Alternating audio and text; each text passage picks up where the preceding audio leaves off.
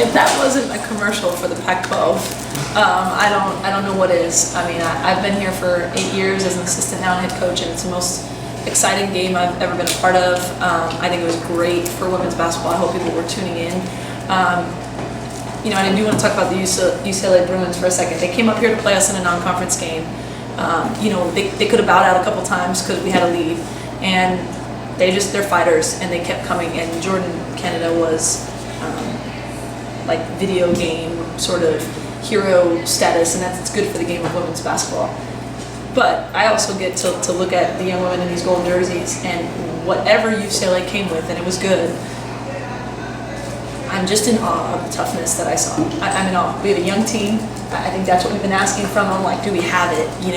And I've just never been a part where all 9 people, in their different ways, basically said, I refuse to do anything less than give everything to my team. And it was incredible. And there were great plays. And Courtney was a monster, and I expect so much of her. And TZ's 3. But the collective will is what I'm most proud of. We have a lot of learning moments. I think we did some things in critical moments that we are going to learn from. And I don't know that you can learn toughness and heart that we saw tonight. So I'm thrilled to go into the holidays with this. But more importantly, I'm just really thrilled to get to coach these kids who just are what you saw tonight.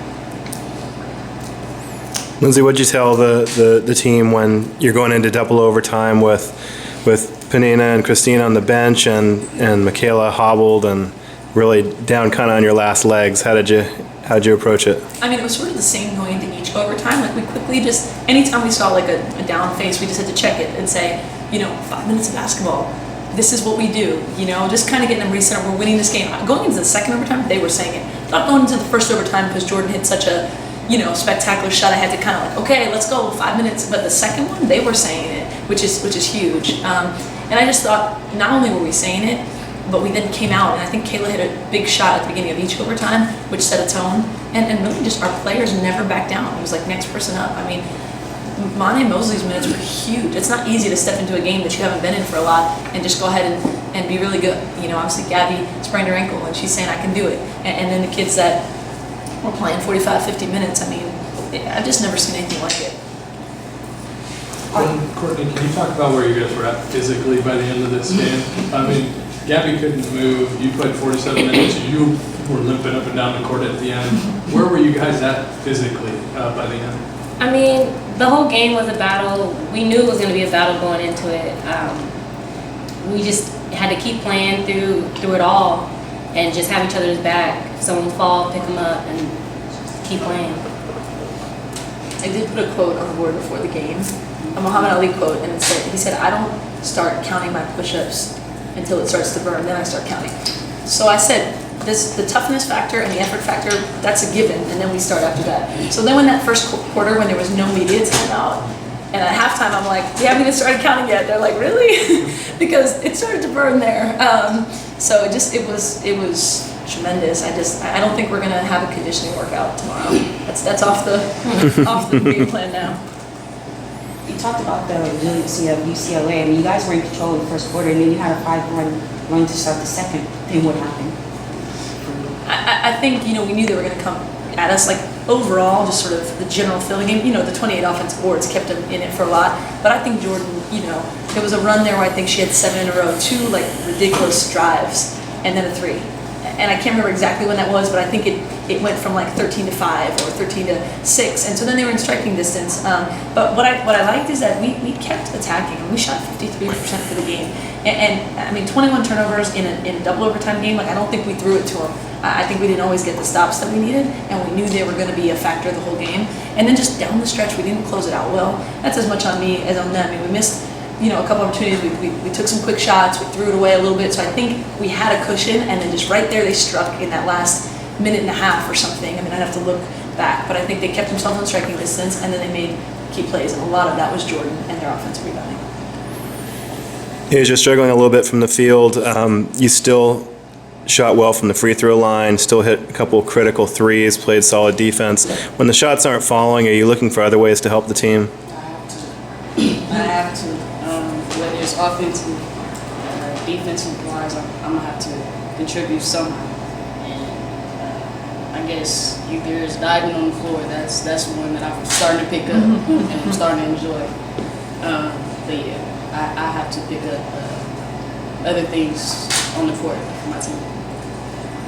Do you remember that shot before double overtime? You were totally unbalanced. I mean, it went in. Did you say, do you remember it? What was going through your head? I mean, clock is I know winding down. Jeezy, she told me if something, I don't know. But I was just thinking in my head, like, I can make the shot. Now that, I didn't think I was going to make that one. I don't know. I really don't know. The thing I thought was the best about it was the clock awareness. I mean, that's just, again, we have young players, but just to be aware of, I got to get this thing up, and it gives you a chance. I mean, I don't know if she'd make that one 5 more times in a row, but just to give us a chance to get it up was huge. Can you talk about Courtney Davidson's performance tonight? She was huge for you guys off the bench, made a lot of huge plays. I think that was a big difference maker for you guys tonight. Amazing. I mean, 15 points on 6 for 8. And what I've sort of thought going into the year is that we have 6 starters. And when she hasn't done stuff like this, I've been honored to say, you're our 6th starter. And she's totally embraced that. After our last game in Nebraska, she said, I'm not doing well enough, it's on me. She had a great week of practice, and what an opportunity, right, with foul trouble and stuff that to do exactly what we need, which is to say there's no drop off when she's in for a starter. I just thought it was huge. Her aggression, her confidence, the spin moves, the left-handed finishes. I mean, we wouldn't have won without it. Lindsay, Canada had 28 points, but she only had 2 at halftime. What did you do well in the first half, and what did she change in the second to compensate for that? And these guys know, I talked about transition defense every single day, maybe even on our off days. I might have been sending them text messages about transition defense, and that's how much I was saying it, and we drilled it every single day. So I thought early in the game, we just really didn't let her get anything easy. The second half, I don't think if you can call her finishes easy. I mean, she's doing all this kind of stuff, but I thought she got deeper into the paint. And some of that was, Gabby started the game stopping the ball, so we had to make some adjustments. We had to have AT do it sometimes, put Kayla doing it, but I just think she got deeper into the paint and got out in transition, which allowed her to make some plays. You guys went into overtime without Christine, but I mean, you didn't miss a beat. Can you talk about that and how the other players? I mean, I think that's the difference with us this year, is that we have a lot of really good, Courtney has 29 and 12, and it just seems like Courtney being Courtney. I thought she stepped up and made plays, but she's capable of that. She's also capable of having a great game when she has 6 points and 10 rebounds, right? And same with Gabby. We just have different people and different weapons, and we knew that we had to be aggressive tonight because they're pressure. We knew that the person with the ball in their hands might have to make a play. So I think when Christine wasn't in, they all just knew it's got to come from somewhere else, and they stepped up. I thought all of them did, and obviously Christine was so efficient, 25 and 10 in her minutes. But then these guys, their confidence didn't drop at all when she was out, because I think we just have a really versatile team. We don't really rely on any one person, and that's one of our strengths. For the players, this is a precursor of what it's going to be like in a couple of weeks. Are you looking forward to this high level of play, night in, night out? Well, personally, I feel like we are. We can't wait to go, down to UCLA and play them again at their house. It's gonna be the same environment, same feel. It's gonna be a battle, but this is a good feel for us going into conference play. What does it say about your team that you guys just took out a team in double OT whose only losses were to South Carolina by 3 and Notre Dame in overtime? Those are 2 elite programs that they took to the wire. How much confidence do you guys feel knowing that you just beat a team that was able to hang with those types of programs so well? Yeah, part of the reason we scheduled this game, there's a number of reasons, right? This is the year we don't play UCLA and USC twice, and so it's a natural rivalry. It's 2 great schools with great fan bases, so we wanted to do it for that reason. We also wanted to do it because we felt like we needed another really good non-conference game. So I think to get a chance of a high caliber team in our gym was huge. They're really good. I've watched a lot of film on them. I'm not surprised. I told Corey before the game that they have everyone back essentially from last year, and they're all better, right? And so they're really good. So for us, I think it's huge for our confidence and for our growth to put really good teams in front of our players in non-conference and to be able to come away with wins, in most of them. So I think it's huge for us.